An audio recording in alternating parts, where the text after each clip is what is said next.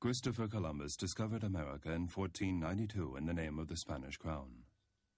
This sudden expansion of territory brought with it responsibility of unknown dimensions for Spain, forcing the country to dedicate time and effort to govern an immense mixture of races, languages, religions, and cultures.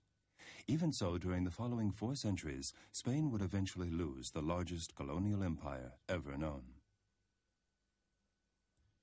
Since the end of the 16th century, international conflicts were usually fought outside of Europe and were colonial in nature. Although in former centuries dynastic struggles were waged in Europe, after the 18th century, most took place in the American territories. The fights for independence carried out by Bolivar, San Martin, and other American leaders reduced the size of the Spanish Empire in America, leaving by the middle of the 19th century only Cuba and Puerto Rico.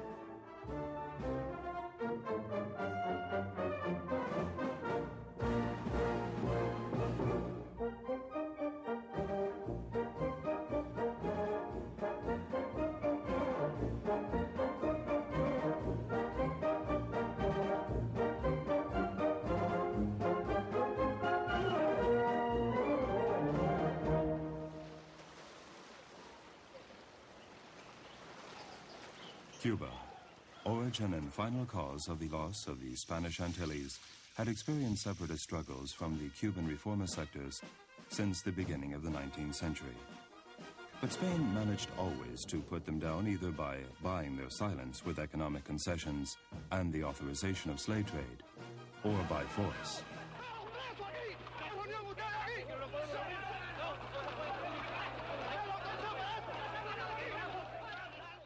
Within the independent struggles in the Antilles territories, of special interest was the relationship between the Cuban separatists and the secret societies operating them, particularly the Masonic lodges.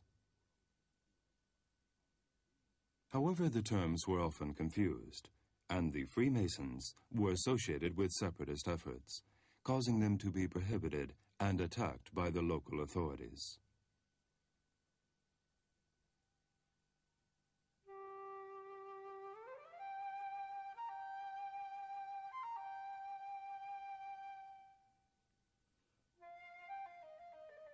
We should not overlook the fear Masonry awakened in the Catholic Church, which viewed the fraternal society as an enormous and threatening power. Despite this, Cuban patriotism grew amidst a strong North American influence, which in certain moments of history was identified with clear annexation objectives in the Caribbean. North American interest in the Caribbean, however, was evident a long time ago. In 1823, American President Monroe proclaimed the doctrine America for Americans, cornerstone of his foreign policy in Europe and Latin America. This doctrine was a clear warning to all European powers, especially to Great Britain and Spain.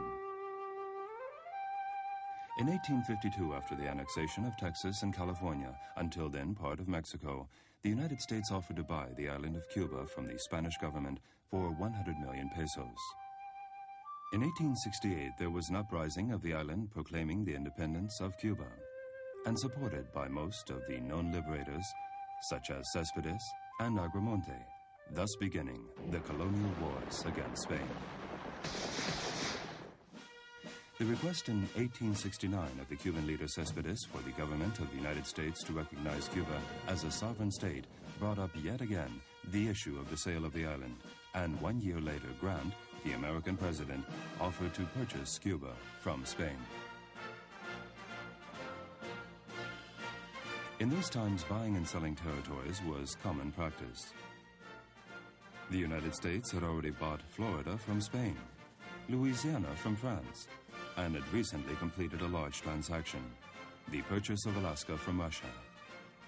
It could not understand why Spain refused to sell Cuba, a territory which the government of the United States had been interested in since 1812.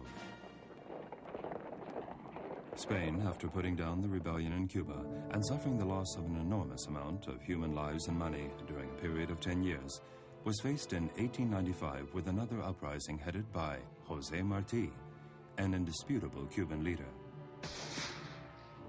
Although the revolution lost an important bastion with his death in the first year, Maceo and Gómez re-established the fight, which began to spread uncontrollably throughout the eastern part of the island.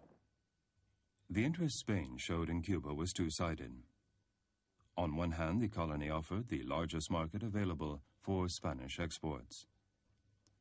Cuba was one of the wealthiest Spanish territories, and evidence of this was the existence of the railway there since 1837, 13 years before it existed in the metropolis.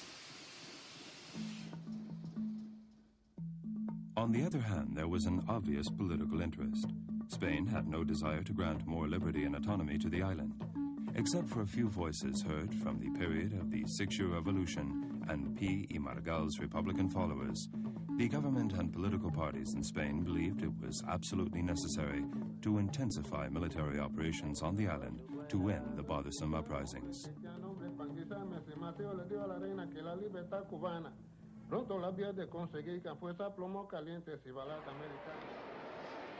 Spanish society was affected with a patriotic fever which caused the governors, aristocracy, political parties, press, and almost all Spaniards to unanimously demand a tough stance in Cuba.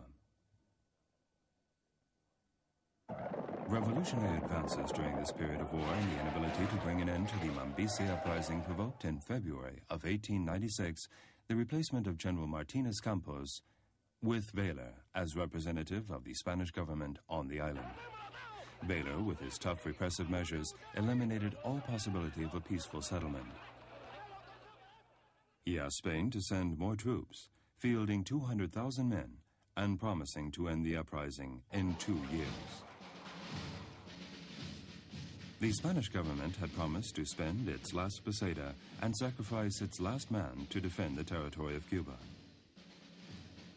Because of the recruitment law of 1885, which allowed recruits to avoid compulsory military service, normally 8 years long, by paying 2,000 pesetas, the lowest and humblest classes of society suffered the worst consequences of the war. Many families could not afford to pay the amount of money required, and the more fortunate ones mortgaged their properties and belongings for life in order to avoid having their sons sent to a place from which only 1 out of 2 Spaniards returned.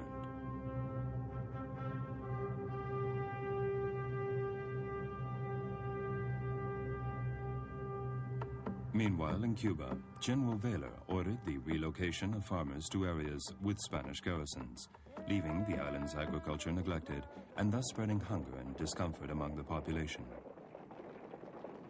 The Cubans, in return, practiced an economic warfare called the War of the Torch, by burning all the sugar and cane plantations on the island, thus depriving the already depleted Spanish economy of additional income.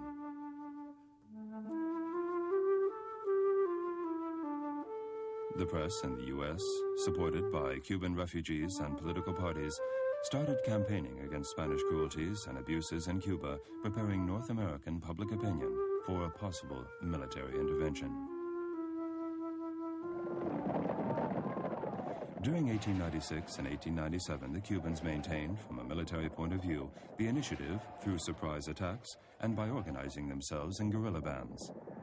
They suffered very few casualties and almost never attacked a place with the purpose of conquering it and staying there. On the other hand, the Spanish army was organized with a system of military fortifications. Communication lines formed by various forts, barracks, and defensive lines responded to the command's strategic plan based on defensive versus offensive actions.